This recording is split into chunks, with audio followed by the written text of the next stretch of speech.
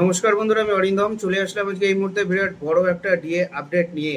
অন্য রাজ্যে কি ডিএ বেশি দেওয়া হয় জানতে চাইলেন সুপ্রিম কোর্ট। কি বললেন বিকাশ রঞ্জন ভট্টাচার্য? মঙ্গলবার রাজ্য সরকারের আইনজীবীদের কথা শুনে আদালত। এবং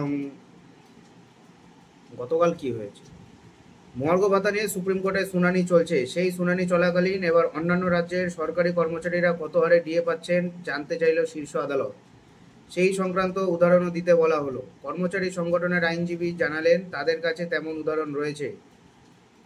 বুধবার দ্বিতীয় দিন আদালতে ডিএ মামলার শুনানি হয়েছে।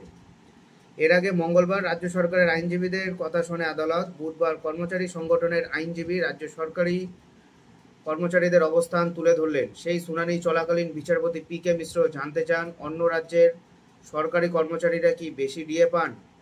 দিল্লির বঙ্গভবনে বা চেন্নাইয়ের কর্মরত রাজ্য সরকারের কর্মচারীরা কি বেশি ডিএ পান, কি তেমন হলে উদাহরণ দিন।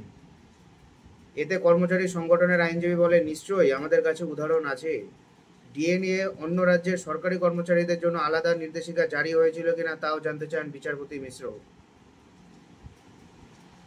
কর্মচারী সংগঠনের আইনজীবীদের উদ্দেশ্যে প্রশ্ন করেন, দিল্লি বা চেন্নাইয়ের কর্মচারীদের জন্য কি আলাদা কোনো নির্দেশিকা জারি করা হয়েছে?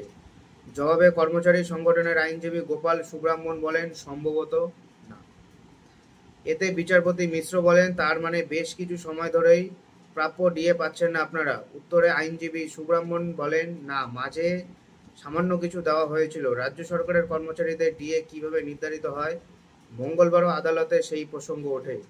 এদিন বিচারপতি মিশ্র বলেন, আগেকার মহাজনদের মতো অর্থ সঞ্চয় করে রাখছে রাজ্য, যাতে সেটা অন্যত্র খাটানো যায়। আমরা বোঝার চেষ্টা করছি, all India consumer price index শুধুমাত্র হিসেবের একটি প্রক্রিয়া, নাকি এআইসিপিআই এর অর্থ কেন্দ্রীয় হারে ডিএ এআইসিপিআই অনুসারে রাজ্যগুলিকে ডিএ হিসেব করতে হবে কিনা জানার চেষ্টা করছি আমরা।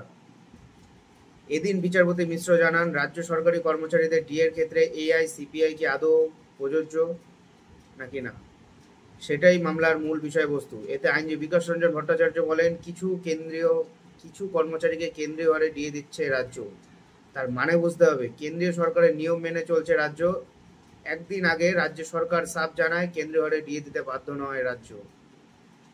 এর জন্য সরকারের রাজ্যের উপর চাপ সৃষ্টি করা যায় না। ডিএ কোনো মৌলিক অধিকার নয় বলে মন্তব্য করেন রাজ্য। বিচারপতি সঞ্জয় কারোল জানান, ডিএ মৌলিক অধিকার কিনা তা নিয়ে তাদের মনে সন্দেহ আছে, তবে সব পক্ষের বয়ান শুনেই এই মামলার রায় শোনাবে আদালত।